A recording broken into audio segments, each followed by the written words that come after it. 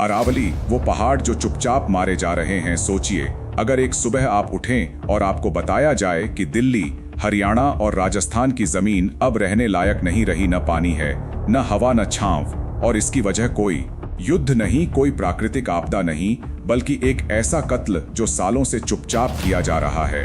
ये कहानी है अरावली पहाड़ों की, भारत की सबसे पुरानी पहाड़ियों। एक सवाल, अगर अरावली इतनी जरूरी है तो फिर इसे बचाने वाले लोग सड़कों पर क्यों हैं? पुलिस क्यों खड़ी है? और सरकार इन पहाड़ों को विकास के नाम पर तोड़ने की इजाजत क्यों दे रही है? आज हम उस सच तक जाएंगे जिसे आपसे अक्सर छुपाया गया। अरावली दुनिया की सबसे पुरानी पर्वत श्रृंखलाओं में से एक। जब हिमालय पैदा भी नहीं हुआ था, तब अरावली धरती की रीढ़ बनकर खड़ी थी, लगभग 300 करोड़ साल पुरानी। लेकिन अरावली सिर्फ पत्थरों का ढेर नहीं है, ये एक जीवित सुरक्षा कवच है। दिल्ली का भूजल, हरियाणा के कुएं, राजस्थान की बावड़ियां, सब अरावली पर निर्भर हैं।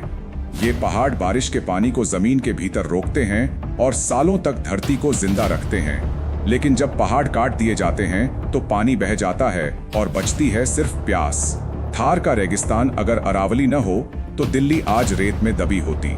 ये पहाड़ तेज हवाओं को रोकते हैं, रेत को। अरावली सिर्फ इंसानों की नहीं, ये जंगलों की है, जानवरों की है। तेंदुए, लोमड़ी, नीलगाय। जब जंगल काटे जाते हैं तो जानवर शहरों में आते हैं और फिर हम कहते हैं जानवर खतरनाक हो गए हैं। रात के अंधेरे में मशीनें चलती हैं, पहाड़ काटे जाते हैं, ट्रक भरकर निकल जाते हैं और सुबह सिर्फ गड्ढे रह जाते हैं। ये सिर्फ पर्यावरण का नुकसान नहीं, ये एक संगठित अपराध है। जब गांव खड़े हुए, उन्हें रोका गया। जब लोगों ने सवाल उठाए, उन्हें चुप कराया गया। लाठियां चली, एफआईआर हुई, लेकिन सवाल अब भी वही है, पहाड़ बचाना गुनाह कैसे बन गया? सरकार कहती है विकास जरूरी है, लेकिन क्या विकास का मतलब भविष्य को नष्ट करना है, या विकास का मतलब संतुलन बनाना है? अरावली आज भी खड़ी है लेकिन घायल है। ये पहाड़ बोल नहीं सकते, इसलिए शायद हम सुन नहीं रहे। लेकिन याद रखना, जिस दिन पानी खत्म होगा उस दिन हम समझेंगे कि अरावली क्यों जरूरी थी। अगर अरावली बचेगी तभी आने वाली पीढ़ियां बचेंगी।